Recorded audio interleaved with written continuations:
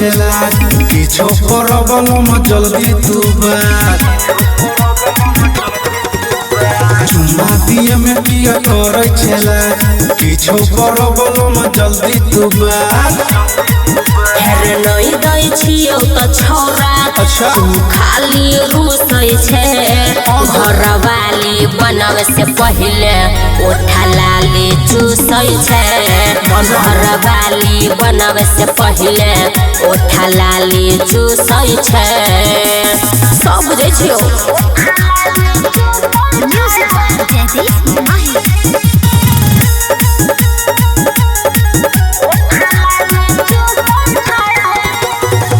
चुम्मा नहीं ले बहुत परतै नहीं नीन गे छोड़ले न छरे छोरे तू कोनो दिन रे जोरे चुम्मा नहीं ले बहुत परतै नहीं नीन गे छोड़ न छरे छोरे तू कोनो दिन रे हेरे बाहर बोलैलो घर में खाली घुसै छे घरवाली बनवे से पहिले ओठा लाली चूसै छे घरवाली बनवे से पहिले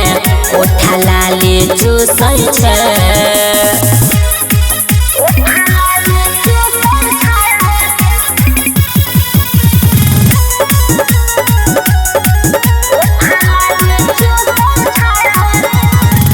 जवानी के जोश में हम खो गेलियो होश गे ये तना जे करबे तो हो जबो बेहोश रे बुझले जवानी के जोश में हम खो गेलियो होश गे ये तना जे करबे तो